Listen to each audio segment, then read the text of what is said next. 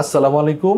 আমি সহকারী অধ্যাপক লিভার বিশেষজ্ঞ ডাক্তার মোহাম্মদ সাইদুল হক এই মুহূর্তে আপনাদের সামনে উপস্থিত হয়েছি।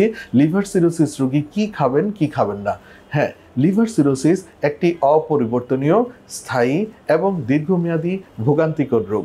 লিভার সিরোসিস হলে পরে তার জটিলতা হওয়াগুলো পরবর্তীতে খুব সময় সাপেক্ষ বিষয় হয়ে দাঁড়ায়। তো এই লিভার সিরোসিস রোগীদেরকে যদি যথাযথ খাদ্যাভ্যাসে আমরা যদি নিয়ন্ত্রিত খাদ্যাভ্যাসে অভ্যস্ত করতে পারি, সেক্ষেত্রে লিভার সিরোসিসের জটিলতাগুলো হওয়ার সম্ভাবনা বহুলাংশে কমে যায়। যেহেতু লিভার সিরোসিস একটি দীর্ঘমেয়াদী প্রক্রিয়া এবং লিভার পার্মানেন্টলি নষ্ট হয়ে যায়, এর ফলে দেখা যায় দেহের পুষ্টির অনেক ঘাটতি ঘটে। এই পুষ্টির ঘাটতি মেটানোর জন্য তাকে কিছু বাড়তি খাবার দিতে হয়। যেমন আমরা প্রোটিন জাতীয় খাবারগুলো বেশি করে দিতে পারি। তার মধ্যে রয়েছে মাছ, মাংস, ডিম, দুধ, এই খাবারগুলো আমরা কিন্তু দিতেই পারি। আর বিশেষ করে ডিম, যেহেতু ডিমের মধ্যে ভালো উপাদান রয়েছে কুসুম সহ, ডিমের যে রেফারেন্স অ্যালবুমিন রয়েছে, রেফারেন্স প্রোটিন 100% অ্যালবুমিন তাতে পাওয়া যায়। সেক্ষেত্রে আমরা দিনে 3-4টি ডিম কিন্তু লিভার সিরোসিস রোগীকে খেতে বলতে পারি। সাথে কুসুমটি অবশ্যই গ্রহণ করবে, কেননা কুসুমের মধ্যে উন্নত মানের কোলেস্টেরল রয়েছে, যেগুলো আমাদের দেহের গঠন, ক্ষয়পূরণ এবং বৃদ্ধির কাজে অত্যন্ত সহায়ক। এছাড়া আমরা মাশরুম, স্পিরুলিনা জাতীয় খাবারগুলো বেশি করে খেতে বলতে পারি, কেননা এতে ভালো মানের প্রোটিন রয়েছে। আর বড় মাছগুলো খেতে পারেন, কেননা বড় মাছে ওমেগা 3 ফ্যাটি অ্যাসিড রয়েছে, যেগুলো আমাদের লিভার সিরোসিস নিরাময়ের জন্য অত্যন্ত সহায়ক। এছাড়া আমরা মাংসের মধ্যে মুরগির মাংস, পাখির মাংস কিংবা গরু, খাসির মাংস অবশ্যই খেতে পারবেন।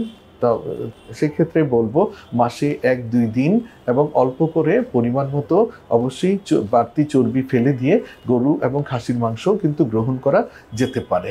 শর্করা জাতীয় খাবারগুলো পরিমাণ মতো খেতে পারবেন। তবে শাকসবজি, বিশেষ করে রংধনু রঙের শাকসবজি সারা বছর আমাদের দেশে পাওয়া যায়, সেই শাকসবজিগুলো অবশ্যই গ্রহণ করবে। মৌসুমি ফলগুলো খাওয়া যাবে অবশ্যই, এবং খেয়াল রাখতে হবে সাথে ডায়াবেটিস রয়েছে কিনা।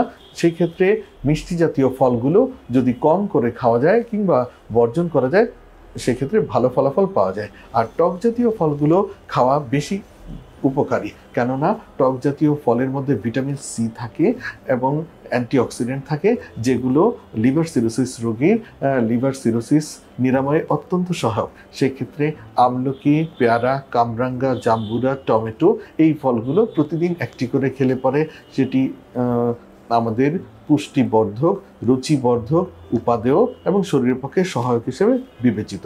এছাড়া প্রোবায়োটিক জাতীয় খাবার আমরা গ্রহণ করতে পারি, যেমন টক দই, আচারের মধ্যে যদি বানানো হয় সেগুলো ভালো মানের ঘানি ভাঙা সরিষার তেল দিয়ে, তাতেও কিন্তু প্রোবায়োটিক থাকে।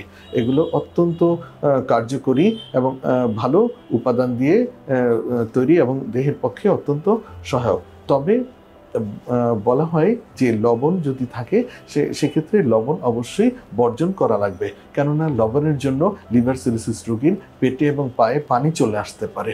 তো এই বিষয়টিকে আমাদেরকে অবশ্যই খেয়াল রাখতে হবে।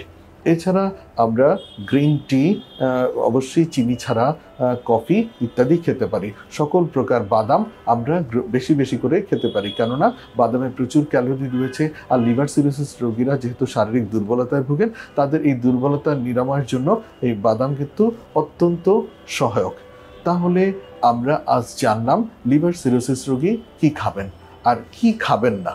সেটি হলো বাড়তি লবণ অবশ্যই খাবেন না, ধূমপান করবেন না, এছাড়া মাদক, মদ্যপান এগুলি থেকে সম্পূর্ণরূপে বিরত থাকবেন। হোটেল রেস্তোরাঁয় তৈরি করা বাজে তেলে তৈরি করা খাবার, অধিক শর্করা জাতীয় খাবার, ফাস্ট ফুড, প্রসেসড ফুড, এগুলি থেকে যথাসম্ভব বিরত থাকতে পারলে অত্যন্ত ভালো হয়।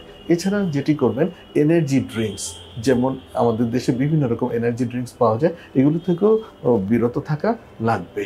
তাহলে আমরা যদি এই ধরনের বাজে খাবারগুলো থেকে বিরত থাকতে পারি, স্বাস্থ্যকর খাবারগুলো যদি গ্রহণ করতে পারি, তাহলে লিভার সিরোসিস রোগীরা দীর্ঘমেয়াদে ভালো থাকতে পারবেন, সুস্থ থাকতে পারবেন।